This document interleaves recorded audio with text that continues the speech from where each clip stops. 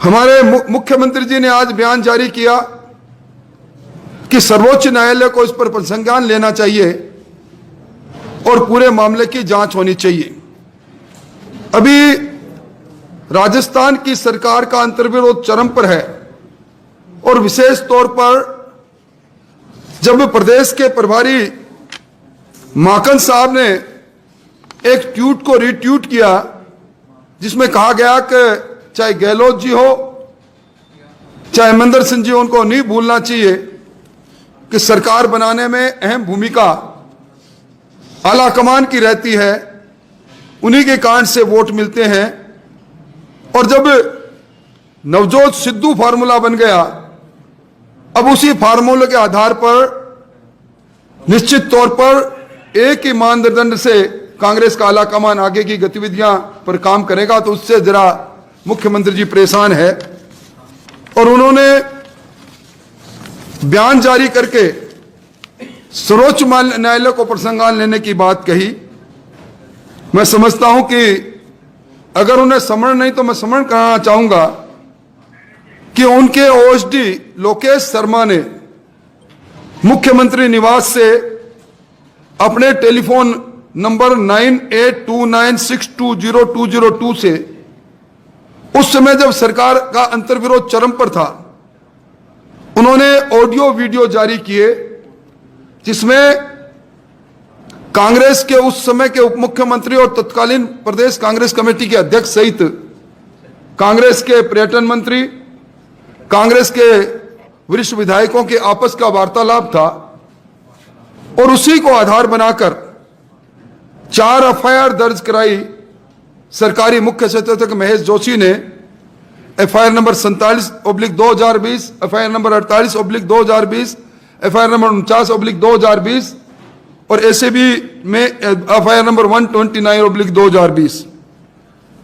और आज भी एक मुकदमा दिल्ली के क्राइम ब्रांच के अंदर चल रहा है जिसके अंदर अभियुक्त के तौर पर लोकेश शर्मा जी हैं। आज इस सरकार के खुद के सत्तारूढ़ दल के विधायक आरोप लगाए। अभी जून महीने के अंदर वेद प्रकाश सोलंकी ने कहा कि मुझे कांग्रेस के 3-4 विधायकों ने आकर कहा कि उनका टेलीफोन टेप हो रहा है और मेरा भी टेलीफोन टेप हो रहा है। सरकार की तरफ से कोई स्पष्टीकरण नहीं दिया गया। और मैं समझता हूं कि इस बार एक कालीचरण जी सराफ के प्रश्न के उत्तर में विधानसभा के अंदर सरकार ने खुद ने स्वीकार किया कि इंडियन टेलीग्राफ एक्ट 2007 के नियम 419A के तहत, आईटी एक्ट के सेक्शन 69 के तहत हमने टेलीफोन टेप किए। सरकार पहले यह खुलासा करे कि उसने टेलीफोन टेप किए, किसके किए, कितने किए, और जिस टेलीफोन के टेप पर आज उनका ओएसडी खुद अभियुक्त बना बैठा है और जिसके आधार पर 4-4 एफआईआर दर्ज की गई, आज वही मुख्यमंत्री जी सर्वोच्च न्यायालय को प्रसंज्ञान लेते हुए जांच की मांग करते हैं। मैं समझता हूं कांग्रेस का चाल और चरित्र सामने आ गया है और कांग्रेस पार्टी दिल्ली के अंदर संसद को ठप करके मुद्दों से ध्यान भटकाना चाहती है।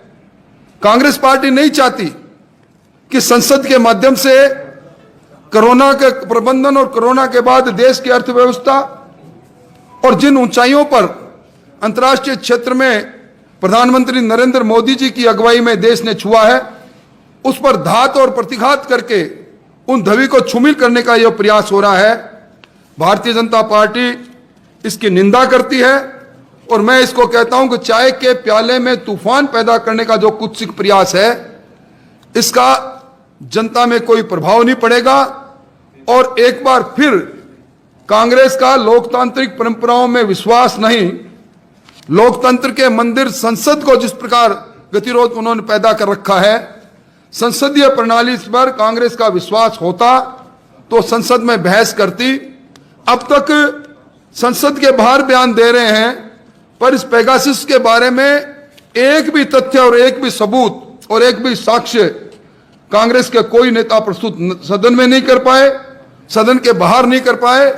और ये एक षड्यंत्र है जो टूल किट के बाद फिर इस पेगासिस के रूप में कांग्रेस पार्टी कर रही है।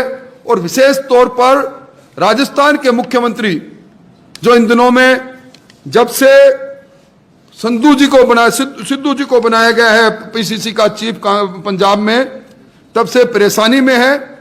और उसी कारण से आला कमान को खुश करने के लिए हर कोई बयान जारी कर देते हैं। अगर अपने बयान पर कायम है तो पहले सर्वोच्च न्यायालय की जिस एजेंसी की बात करते हैं उसमें अपने ऊपर लगे उन आरोपों पर जिनके आधार पर सरकारी मुख्य सचेतक ने 4 एफआईआर दर्ज कराई और जिनका ऑडियो क्लिप खुद ओएसडी ने जारी किया अपने टेलीफोन नंबर, अपने अधिकृत टेलीफोन नंबर से, पहले उसका खुलासा करते, वहीं से शुरुआत करते तो मैं मानता। मोटे तौर पर मुझे इतना ही आपसे निवेदन करना था। अब आपका कोई सवाल हो तो निश्चित तौर पर उसका जवाब दूं।